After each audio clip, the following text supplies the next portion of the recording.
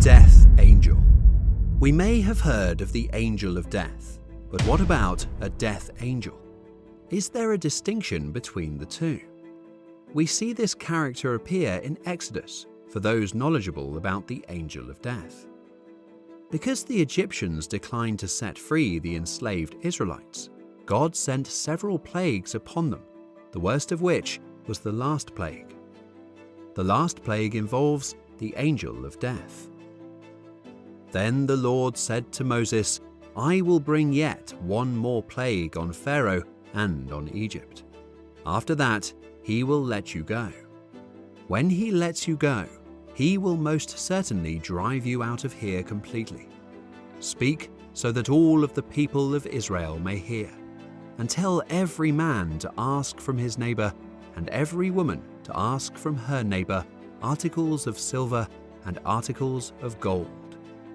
Exodus 11, 1-2, Amplified Bible. That may seem strange to you. The Hebrew enslaved people were to ask their Egyptian neighbors for silver and gold. Why? The Israelites didn't realize it at the time, but God was preparing them for a journey. The silver and gold were like an ATM withdrawal on the way out of town. And when you think about it, those wages were a pittance in comparison to Egypt's 400 years of slave labor. God knew exactly what those silver and gold coins would be used for when the new nation arrived at Mount Sinai in the desert. God already had something in mind that no one had ever imagined before: the tabernacle, the tent of meeting, where the Israelites would be able to meet in close proximity with the awesome holy God who had delivered them. God had not yet explained why they would require those precious metals. Ask for them, he said, and they did. It's known as obedience. Exodus 11, 3.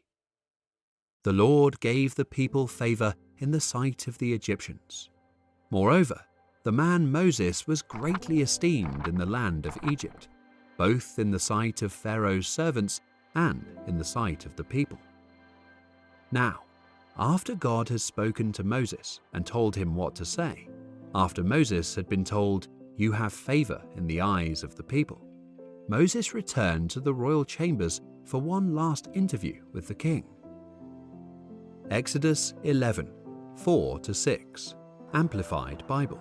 Then Moses said, "Thus says the Lord, at midnight I am going out into the midst of Egypt, and all the firstborn in the land, the pride, hope, and joy of Egypt, shall die, from the firstborn of Pharaoh who sits on his throne to the firstborn of the slave girl who is behind the handmill, and all the firstborn of cattle as well. There shall be a great cry of heartache and sorrow throughout the land of Egypt, such as has never been before, and such as shall never be again." He was telling Pharaoh, this includes you. Your own firstborn son will die at the stroke of midnight. There will be national distress. The mourning that will grip Egypt will be without precedent. God was going to send a spiritual entity to do this task. There had been wars in the past, and there would be wars in the future. Egypt had just experienced 9 plagues, and more national disasters were on the way. But there would never be another shockwave of grief like this one. Israel will be protected. Exodus 11, 7, Amplified Bible. But not even a dog will threaten any of the Israelites, whether man or animal, so that you may know without any doubt and acknowledge how the Lord makes a distinction between Egypt and Israel. As in previous disasters, the Hebrew population would be spared. There will be an exodus. Exodus 11, 8, Amplified Bible. All these servants of yours will come down to me and bow down before me, saying, "Get out, you and all the people who follow you. After that, I will leave." And he left Pharaoh in the heat of anger. On that last word out, he didn't have to apologize for the message or the force with which he delivered it. It was a message from God. As he delivered it, he seemed unstoppable. The time for patience had passed, and the impending judgment was harsh and severe. "Pharaoh, you've withstood God long enough," it seemed to say. "You've challenged him to act, and he will. You've reached the end of your rope." After exiting the company of Pharaoh, Moses returned and stood before the Israelites. He was through haggling with the king. Pharaoh was now in God's hands, and the punishment was to be served by the destroying angel. Now he could turn his attention to the people of Israel, helping them to understand God's instructions in these awesome moments before they severed themselves from Egypt forever. He would instruct them, and they would follow his instructions. It's known as obedience. To begin, the Lord desired that the people establish a memorial. He said to Moses and Aaron, Exodus 12, 1-2, "The Lord said to Moses and Aaron in the land of Egypt, This month shall be the beginning of months to you. It is to be the first month of the year to you." From that day onwards, the Hebrew calendar would be arranged to remember the significance of the meaningful event that was about to follow. Exodus 12, 3-5. "Tell all the congregation of Israel, on the 10th day of this month, they are to take a lamb or young goat for themselves, according to the size of the household of which he is the father, a lamb or young goat for each household. Now if the household is too small for a lamb to be consumed, let him and his next-door neighbor take one according to the number of people in the households. According to what each man can eat, you are to divide the lamb. Your lamb or young goat shall be perfect, without blemish or bodily defect, a male, a year old. You may take it from the sheep or from the goats." Take note of how meticulous and specific these instructions become. Furthermore, they must apply some of the blood to the 2 doorposts and the lintel of the houses where they eat. One of the difficulties with reading a passage like this one is that some of us are overly familiar with it. You and I need to put ourselves in the sandals of those hearing Moses face to face. Consider yourself receiving these instructions for the first time. Keep in mind that the Hebrews had never done anything like this before.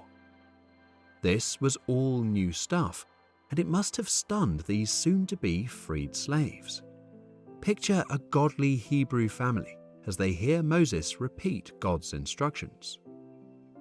You're to take a lamb, one per family. After cutting the throat of that lamb and draining the blood out of it, you're to keep some of that blood. And with a branch of hyssop, you're to dip in the pan of blood, and you're to smear it on the doorpost on each side. What's the doorpost? Well, if you stand in the center of your doorway and put your hands out to each side, you'll be touching the doorposts. Got it? Okay. And you're also to smear some of that blood on the lintel. That's the horizontal beam just above the doorway. Those are the only places you're to put that blood. Understand? Exodus 12, 12-13. Amplified Bible. "For I, the Lord, will pass through the land of Egypt on this night, and will strike down all the firstborn in the land of Egypt, both man and animal. Against all the gods of Egypt I will execute judgments, exhibiting their worthlessness. I am the Lord. The blood shall be a sign for you on the doorposts of the houses where you live. When I see the blood, I shall pass over you, and no affliction shall happen to you to destroy you when I strike the land of Egypt."